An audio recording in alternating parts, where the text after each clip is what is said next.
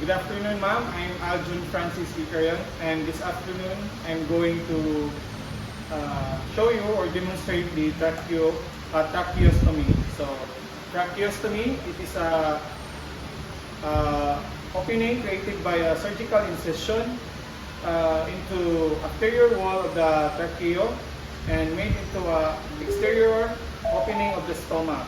So first, we need to gather all the data of the patient and then read the chart of the patient and then wear a proper full PPE, a new set of gloves, and then make a courtesy to enter the room of the patient. So now, I'm going to do first the oxygen inhalation therapy. So first we need to identify the parts of the materials that we're going to use. So this is the oxygen cylinder, the cylinder valve, the pressure gauge, the flow meter, the humidifier button, the oxygen output or the connector, then the control knob, and then now first is we need to remove the humidifier cap. Then pour stir water in between the lines.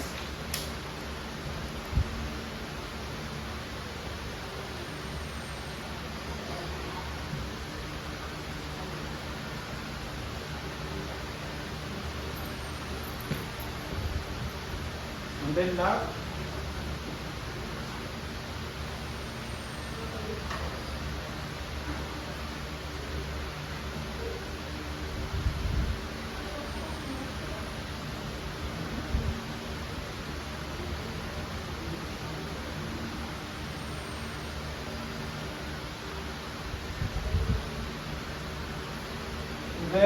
I'm going to insert the nasal cannula. So I need to identify first the packaging.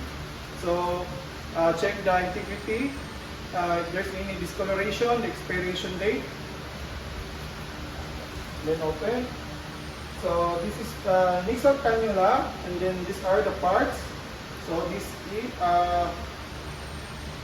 is the right and left groove. And then the headset with the air loop, and then the slide bolo, the tube junction, the cannula tube, and then the connector tube. So first, attach to the oxygen output. So open the tank, then check if there's an air coming out. And then attach to the nose of the patient. Then adjust, not too loose, not too tight. Anyway, we need to put the patient to moderate Fowler position.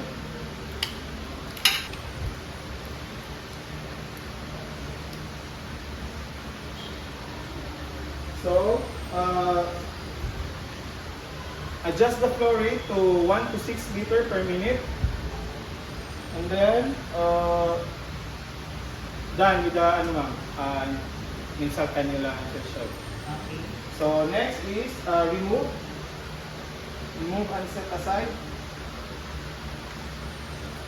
Next is insert the oxygen face mask or the face mask. So again, check the integrity, packaging, the expiration date, any insect bites, and then the discoloration of the packaging. So to identify the parts, so this is the inhale and then the exhale port. So this is the tube that access going to the oxygen, and then the tube connector. So again, insert to the oxygen output.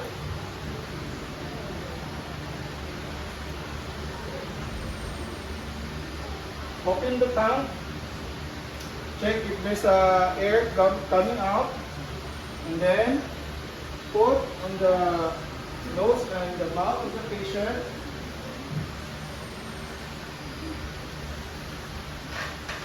Then adjust the flow rate to 6 to 10 liter per minute. So after that, close the tanks, remove, then set aside.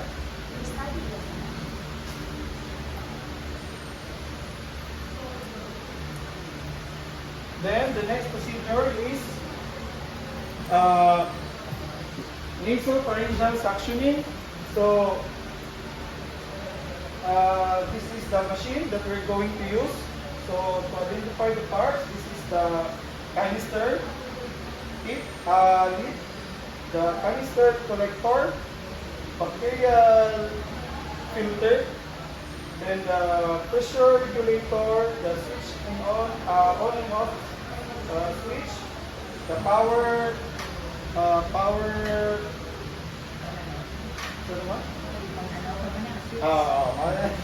the vacuum gauge.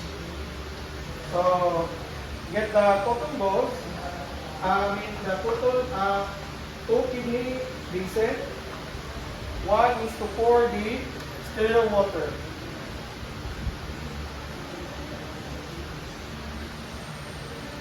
Then the other one is to pour the hydrogen peroxide.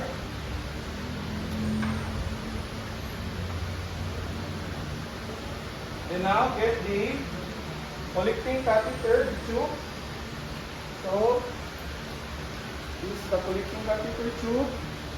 So this is the check the integrity, the expiration date, any discoloration of the packaging, and any pipes. So this is the tip, and then the shaft, and then the cup, and then the feeding port, and then the green connector. So attached to the tube. Insert any, and then set aside.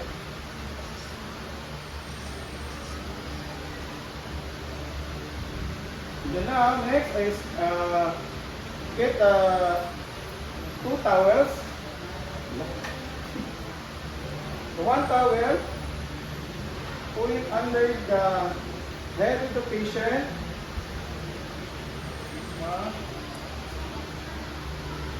Assist the shoulder. So the purpose of this is to avoid soiling the pillow. And then the other one is on top of the chest to avoid soiling the garment of the patient. So now attach the pulse oximeter.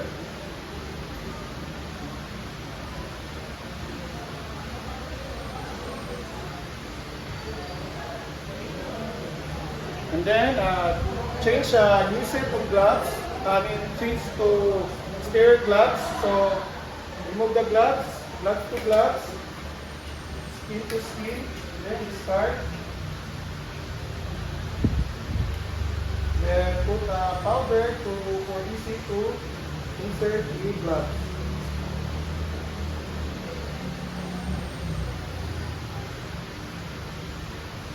So with the sterile glove, using the sterile gloving technique.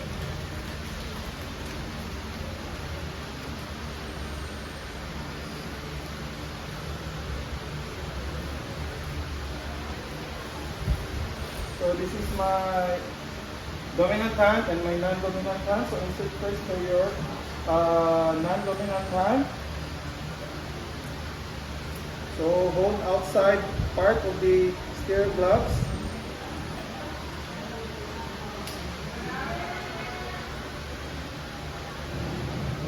And then other side, hold the gloves, sterile gloves, then pour.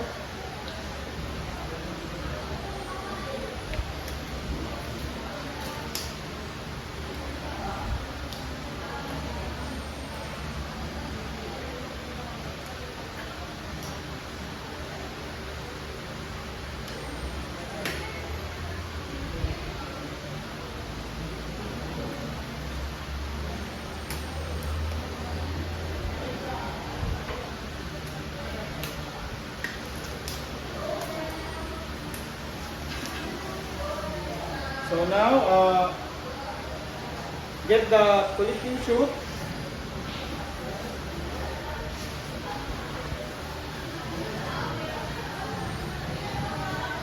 Turn on the machine. So lubricate first the tip to the still water.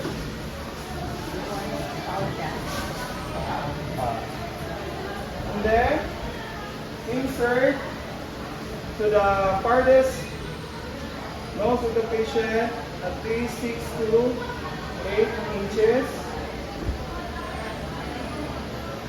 for 5 to 10 seconds, and then slowly remove, intermittent open close, circular motion, and then rest for 20 to 30 minutes, and then lubricate again, stir water. Yes, ma'am. Masayod siya pag ang i-close.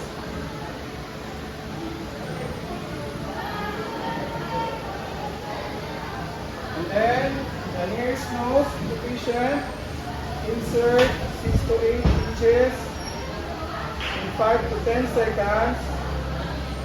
And then, slowly remove, intermittent open close, circular motion. And then wash with sterile water.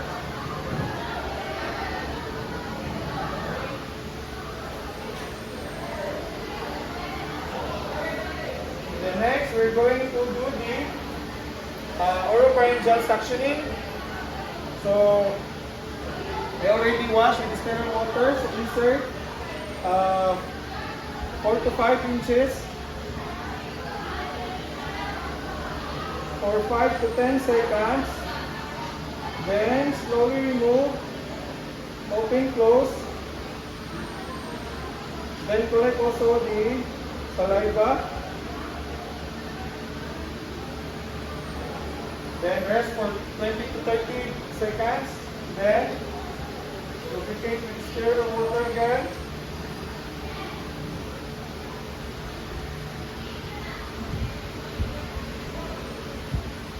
Then insert again.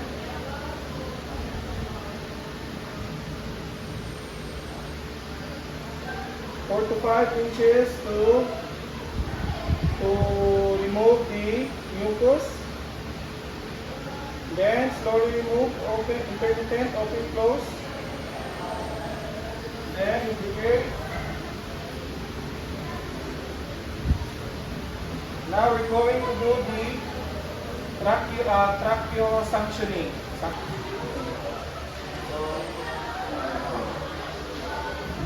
Tracheo naman, no? Tracheo suctioning. So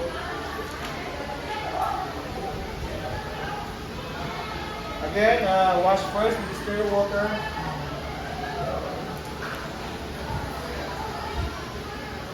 Then open the mask.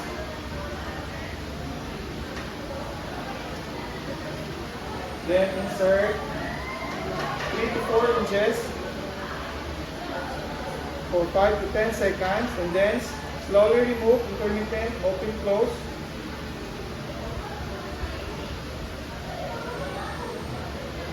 Then rest for 20 to 30 seconds. Ilan siya ka times, ma'am? Wala, mga 5 times lang. Yeah. Not more than 5 times na. Oo. Kung wala na makuha, itaas yung stop. Wala na makuha. 3 to 4 inches, 5 to 10 seconds, and then slowly remove, intermittent, open, close.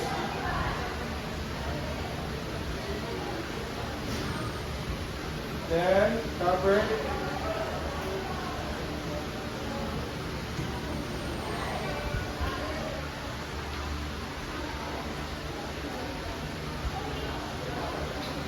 So the next procedure is tracheo care. So first, open the oxygen. Remove the cannula. So So I'm now wearing a new set of gloves. So open the oxygen, remove the cannula,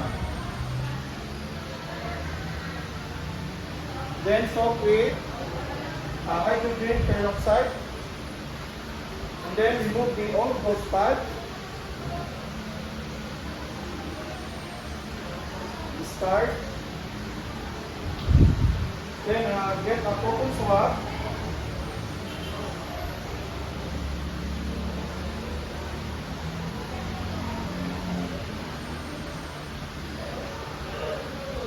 Get a cotton swab, put in this area.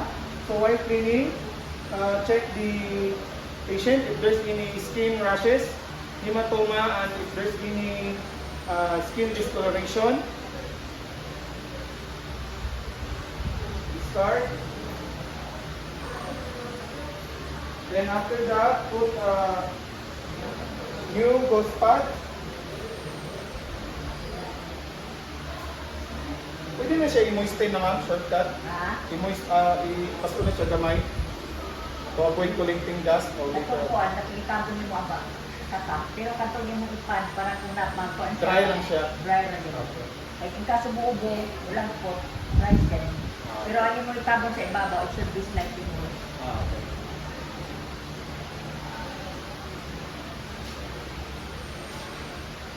So put a new gauze pad.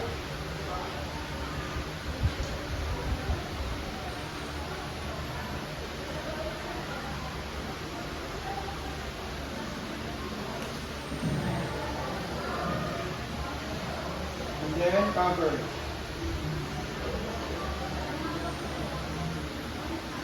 So next is we're going to do the trap tie. So get a new garter. So attach first, open, then tie it first.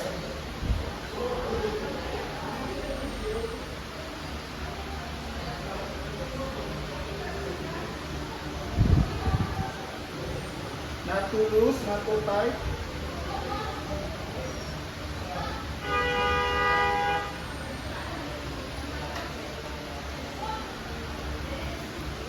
Support the shoulder, the head.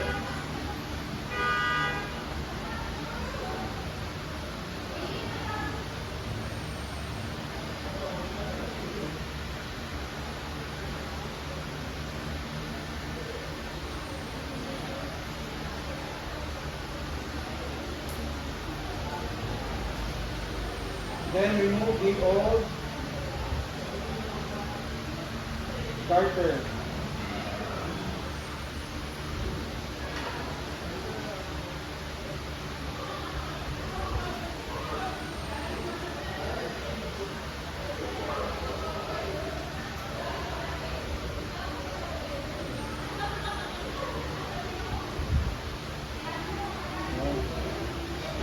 So now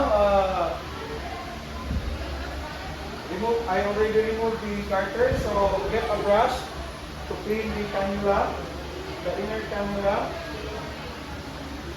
that I already soaked with hydrogen peroxide. Get a brush, then clean outside. And then also inside.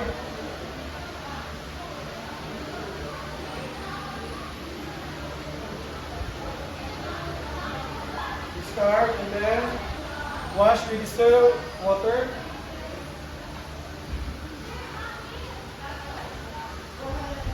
Then let it drip. And then for drying, get a gauze pad to dry outside, inside.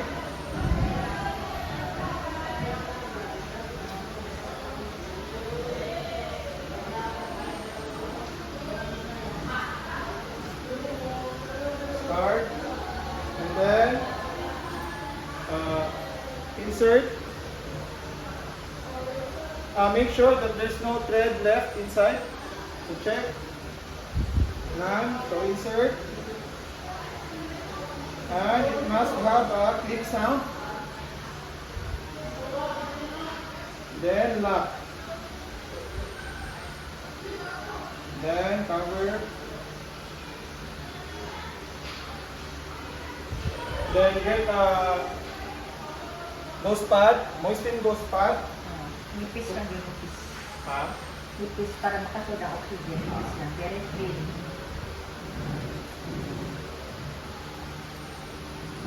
Slightly moisten to avoid collecting the dust. And also, oxygen that enters our lungs will be moist. Also, Basa. to enter the oxygen to our lungs. Ano? Nipis na din siya. Ayaw siya dublihan pag-pour. Para ibang lisod-lisod ang oxygen.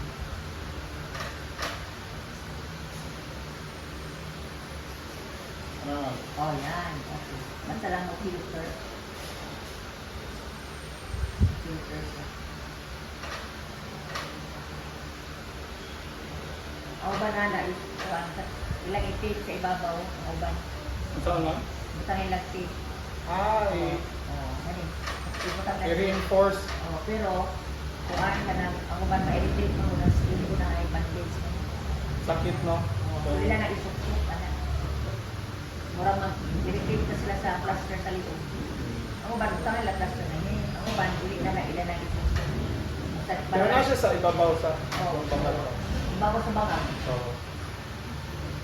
So, now I'm done with the track time, ma'am. So, Okay. after care, so collect the tube, the suctioning tube, and then wash with sterile water, and then throw in the toilet bowl and clean.